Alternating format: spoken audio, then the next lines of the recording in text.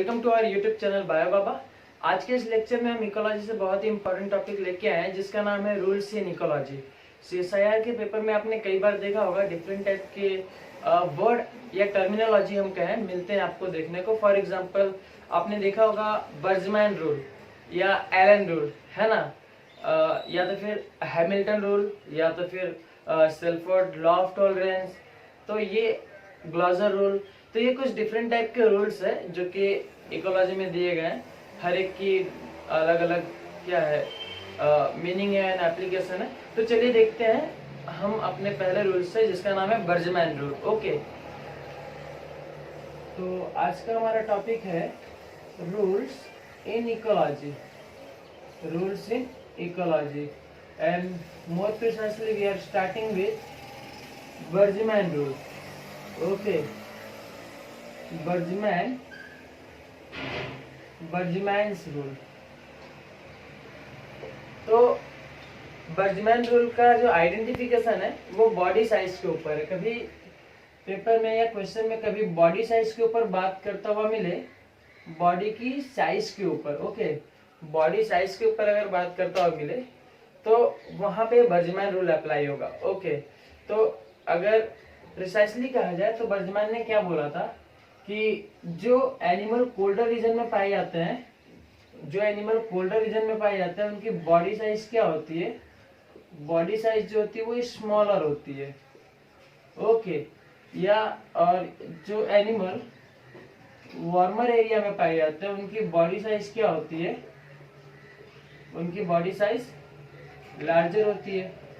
Fact है ना, आप देख सकते हैं जो ऑर्गेनिज्म या जो एनिमल फॉर ह्यूमंस में भी ले ले, जो ठंडे इलाकों में पाए जाते हैं बेसिकली उनमें क्या होता है, उनकी हाइट छोटी होती है ना। और एज कम्पेयर जो राजस्थान या जो समर वाले एरिया में पाए जाते हैं, है ना, इक्वेटर के पास, तो वहाँ पे उनकी बॉडी साइज क्या होती है, बड़ी होती है एज कम्पेयर, वो लंबे चौड़े होते हैं, है ना। तो ऐसा क्यों होता है, ये जो क्या मॉर्फोलॉजी में वेरिएशन है किस लिए आ रहा है, तो इसका ये एक तरीके का क्या बोलते हैं, इसे हम एडाप्टेशन बोलते हैं। ओके, एडाप्टेशन है, ये एक तरीके का एडाप्टेशन है, सर्वाइवल एडाप्टेशन। इसे मोर प्रिसाइसली बोलना हो तो हम बोल सकते हैं एक सर्वाइवल एडाप्टेशन है, जिससे कि क्या रहता है, होम्योस्टेसिस मेंटेन रहती है, होम्योस्टेसिस मेंटेन रहती है। होम्योस्टेसिस आपको पता ही होगा कि इन्वायरमेंट के अकॉर्डिंग हम अपने आप को बॉडी टेम्परेचर हम अपना मेंटेन करते हैं, उसको बोलते हैं हम होम्योस्टेसिस। ओके, तो इसके बेसिस पे भी, टेम्परेचर के बेसिस पे भी दो तरह के एनिमल होते हैं। एक होता है जिसको हम बोलते हैं होम्योथर्मिक, एक होता है जिसको बोलते हैं पोइक्यूलोथर्मिक। ओके, तो चलिए इसको भी थोड़ा देख लेते हैं। अगर टेम्परेचर के बेसिस पे अगर बात करें तो दो तरह के एनिमल हो जाएंगे, एक होते हैं होम्योथर्मिक, ओके, दूसरे होते हैं आपके पोइक्यूलोथर्मिक, ठीक। तो होम्योथर्मिक में आप देख रहे हो नाम से ही पता चल रहा है, जिसका थर्मल जो वो homeo means same all time, external जो आपका टेम्परेचर उस पर डिपेंड नहीं करेगा, इनकी बॉडी का टेम्परेचर ये खुद मेंटेन करके रख पाएंगे मेटाबॉलिक एक्टिविटी के through.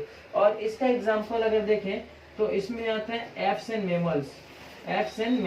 Okay, apps and mammals जो वो क्या है, वो होम्योथर्मिक है। मतलब ये कि इनको अपने बॉडी का टेम्परेचर मेंटेन रखने के लिए एक्सटर्नल सोर्स पे डिपेंड नहीं करना पड़ता, ये खुद ही मेटाबॉलिक एक्टिविटी के थ्रू अपने बॉडी टेम्परेचर को मेंटेन रख सकते हैं। लेकिन कुछ एनिमल ऐसे भी हैं पोइक्यूलोथर्मिक, जिनमें क्या होता है, जो बॉडी टेम्परेचर होता है एक्सटर्नल टेम्परेचर के अकॉर्डिंग वेरी करता है। ओके, तो उनको अपना टेम्परेचर मेंटेन करना पड़ता है। तो ऐसे ऑर्गेनिज्म जो होते हैं उसमें कौन कौन से ग्रुप आते हैं, फिशेस आते हैं, ओके, और फिर एम्फीबियंस आते हैं, और फिर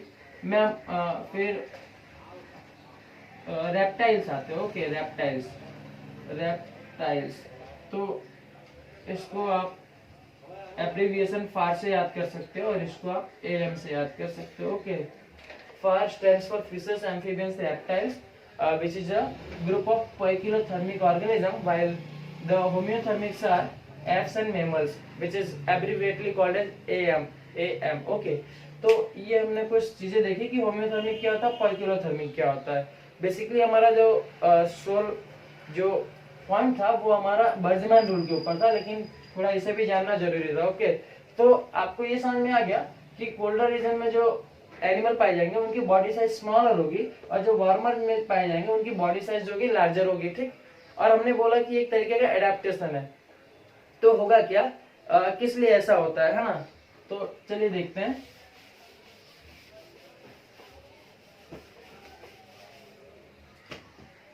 तो देखिए, अगर कोल्डर रीजन में पाया जा रहा है तो उसे बॉडी का टेम्परेचर मेंटेन करना पड़ेगा। अगर कोई ऑर्गेनिज्म कोल्डर रीजन में पाया जा रहा है तो उसे अपने बॉडी की जो हीट है उसे मेंटेन करके रखनी पड़ेगी। जबकि अगर कोई ऑर्गेनिज्म वार्मर एरिया में पाया जा रहा है तो उसे हीट मेंटेन करने की जरूरत नहीं है, तो उसे हीट लॉस करना पड़ेगा जिससे कि उसके पास कूलिंग इफेक्ट बना रहे। सही बात है। तो अगर एक हमारे पास रिलेशन होता है जिसको हम बोलते हैं सरफेस एरिया। ठीक है, सरफेस एरिया जो होता है किसी भी ऑर्गेनिज्म का वो डायरेक्टली प्रोपोर्शनल होता है हीट लॉस के, वो डायरेक्टली प्रोपोर्शनल होता है हीट लॉस के। ओके, तो अगर कोई ऑर्गेनिज्म कोल्डर एरिया, अगर कोई ऑर्गेनिज्म छोटा है, ओके, अगर कोई ऑर्गेनिज्म क्या है स्मॉलर है, तो साफ बात है उसका सरफेस एरिया भी स्मॉलर होगा। ठीक है, सरफेस एरिया स्मॉलर होगा, तो सरफेस एरिया जब स्मॉल है और सरफेस एरिया क्या होगा, स्मॉल होगा। ओके, अगर वॉल्यूम की बात करें तो वॉल्यूम क्या होगा इसका, वॉल्यूम की बात करें तो वॉल्यूम साफ बात है लार्ज होगा या ज्यादा होगा, ऐसा बोल सकते हैं। ठीक है, तो ये दोनों कंडीशन पाई जाएगी स्मॉल ऑर्गेनिज्म में। तो जब सरफेस एरिया स्मॉल है और हम बोल रहे हैं कि ये डायरेक्टली प्रोपोर्शनल है हीट लॉस के, तो ये हीट लॉस क्या करेगा, कम हीट लॉस करेगा, है ना, less heat loss, less loss करेगा, है ना, लेस हीट लॉस होगा। तो जब लेस हीट लॉस होगा तो बॉडी में टेम्परेचर क्या रहेगा, बना रहेगा। सही बात है। और अगर मैं बात करूं कि जो लार्जर एनिमल है, जो लार्जर एनिमल है उनका सरफेस एरिया जो होता है वो लार्ज होता है, जबकि वॉल्यूम क्या होता है वो स्मॉल होता है। ओके, तो अगर जब सरफेस एरिया लार्ज है तो surface area is directly proportional to the heat loss, तो ये क्या करेंगे, ये मोर हीट लॉस करेंगे।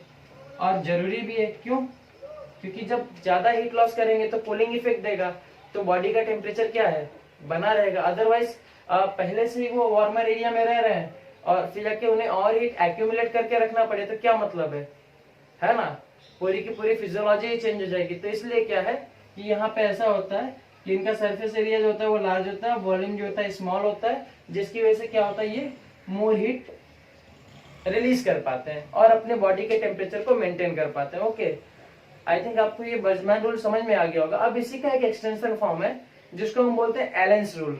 ओके, बर्जमैन रूल का एक एक्सटेंशन फॉर्म है जिसे हम बोलते हैं एलेंस रूल। उन्होंने क्या बोला था कि ऐसे ऑर्गेनिज्म जो कि कोल्डर रीजन में पाए जाते हैं उनकी एक्सट्रीमिटीज, मतलब कि जो एक्सटर्नल अपेंडेजेस है, लाइक ईयर हो गया, नोज हो गया, स्नाउट हो गया, लिम्स हो गए, यानी लिम्स यानी हाथों पे, टेल्स हो गए, वो सारी चीजें क्या होती है, छोटे होती हैं, है ना, उनकी साइज जो होती है वो स्मॉलर होती है as compared to those that are present in the warmer area. समझ में आया कि ऐसे ऑर्गेनिज्म जो कि कोल्डर रीजन में पाए जाते हैं उनकी एक्सट्रीमिटीज जो होती है, एक्सटर्नल एक्सट्रीमिटीज जो होती है वो स्मॉलर होती है एज कम्पेयर ऐसे ऑर्गेनिज्म जो कि वार्मर एरिया में पाए जाते हैं। ठीक है, देखिए क्या कहा था एलन ने, ये बर्जमैन रूल हो गया। दूसरा था हमारे पास Allen rule. Okay, Allen rule या एलेंस रूल। क्या एलेंस ने बोला कि जो एक्सटर्नल अपेंडेजेस, या तो फिर हम इसको बोल सकते हैं या तो एक्सट्रीमिटीज। ओके, एक्सट्रीमिटीज जो पाई जाती हैं, फॉर एग्जांपल जैसे कि हो गया लिम्स हो गए आपके, ओके, लिम्स हो गया, फिर जाके क्या नोज हो गया, ईयर हो गया, स्नाउट्स हो गए, टेल हो गया। तो ये सारी चीजें क्या होती हैं, ये सारी चीजें स्मॉलर होती हैं, ये सारी चीजें क्या होती है, स्मॉलर होती है। कहाँ पे, ऐसे ऑर्गेनिज्म जो कि कोल्डर रीजन में पाए जाए, जो कि कोल्डर रीजन में पाए जाए। क्यों, जिससे कि यही वाला कॉन्सेप्ट, कोल्डर रीजन में पाए जाएंगे, है ना, सरफेस एरिया क्या होगा, कम होगा, तो फिर जाके क्या होगा, स्मॉलर हीट रिलीज होगी, है ना, बॉडी टेम्परेचर मेंटेन रहेगा। जबकि जो ऑर्गेनिज्म क्या होता है वार्मर एरिया में पाए जाते हैं, उनका क्या हाल है, जस्ट इसी का उल्टा, कि सारी की सारी एक्सट्रीमिटीज क्या होंगी, वो लार्ज होंगी।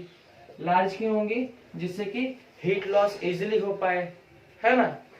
उन्हें तो कोई जरूरत है नहीं हीट मेंटेन करने की, तो उन्हें हीट लॉस करना है, तो उसके लिए क्या होगा, सरफेस एरिया को बढ़ाने के लिए अलग अलग एक्सट्रीमिटीज जैसे कि लिम्ब हो गया, नोज हो गया, ईयर हो गया, स्नाउट हो गया, टेल्स हो गया, ये सारी चीजें क्या होंगी, बड़े होने चाहिए, एक्सपेंड होने चाहिए, जिससे कि सरफेस एरिया उनको ज्यादा मिले और वो इजिली अपना हीट जो है बॉडी से लॉस कर पाए और अपने आप को मेंटेन कर पाए। ओके, तो आज के लेक्चर में इतना ही।